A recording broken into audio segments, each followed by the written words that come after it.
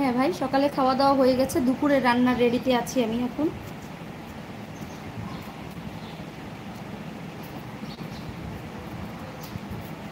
Current চলে আসছে, এতক্ষণ আমাদের কারেন্ট ছিল না, গরমেই অস্থির হয়ে গেছিলাম। এবারে গরমটা একটুখানি ঠান্ডা হই তারপরে রান্নাঘরে যাব, না হলে তো রান্নাঘরে গেলে আরও গরম লাগবে, কারণ ওখানে তো কারেন্ট থাকলেও ফ্যান চালানো যায় না রান্নার সময়। এত সুবিধা আবার নিতে চাই না, রান্নার সময় ফ্যান ছেড়ে দরকার নেই, কষ্ট একটু হোক তাতে কি।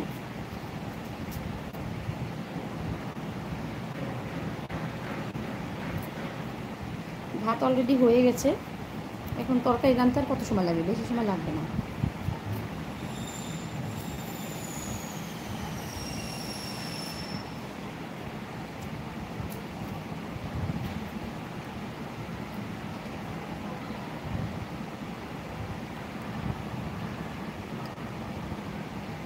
তো আমার বন্ধুদেরকে বলে দেবো তাই? শোনো, এটা হলো যার যার নিজের ব্যাপার, বুঝছো? এটা আমি কাউকে আসলে বলে তো কাউকে তোমার বাড়ি পাঠাতে পারবো না। তবে যদি চাও তোমরা কেউ, তাহলে জান্নাত 100K 700 যেতে পারো, ওর ফ্যামিলিতে ঘুরে আসতে যেতে পারো যদি তোমরা চাও। তোমার ছেলের সাথে লুদিয়েদি বলছে, তোমার ছেলের সাথে গতকাল রাত্রে জেনি আমি কথা বলেছি। ও, জেনিও কথা বলছে সুপনের সাথে? আমার সাথে আজকে এখনো কথা হয় না, সুপন কি ঘুম থেকে উঠছে না কি জানি না, কথা হয় না।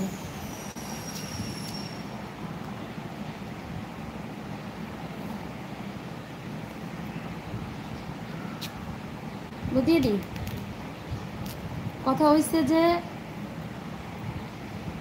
ওকে খোলার একটা অনুমতি হালকা পাতলা হয়েছে, এখন ওর পিসাতো ভাইয়েদের সাথে সামনে হবে, বুঝছো?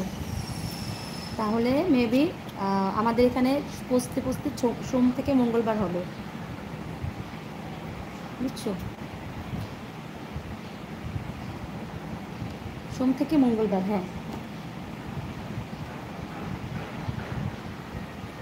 কারণ একদিন তো কম আমাদের থেকে ওদের ইয়ে।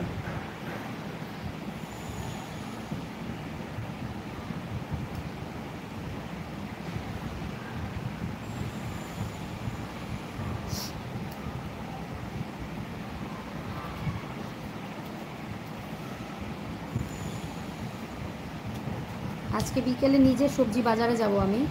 কুমিল্লার বাজারটায় যাওয়া হয় না, চিটাগংয়ের বাজারটা দেখছি, ঘুরছি, মাছের বাজারেও একদিন গেছি, সবজি বাজারেও একদিন গেছি, কুমিল্লার বাজারটা যাওয়া হয় না আমার।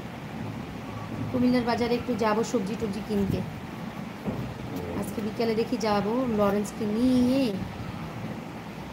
বিকেলে বাজারে।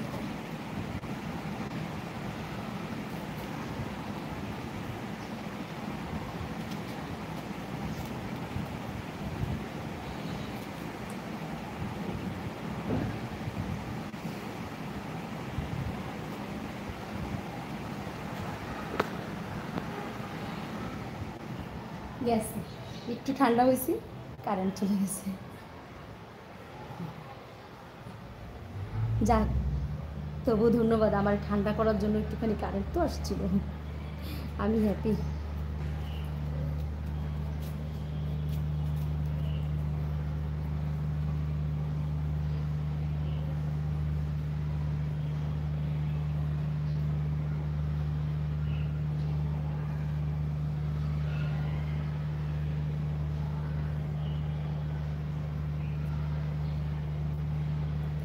না হয়নি।